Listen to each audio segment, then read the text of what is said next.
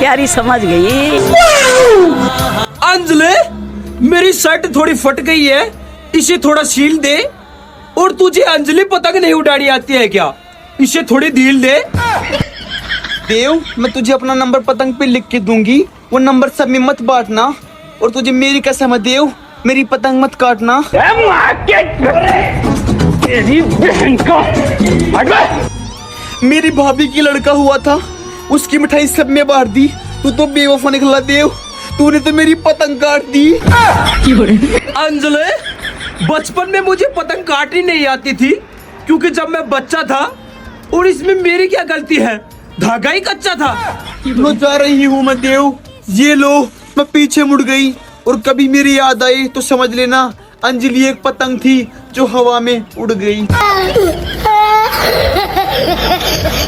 अंजलि, ए अंजलि, मत जाओ। पूरी पतंग डूब गई।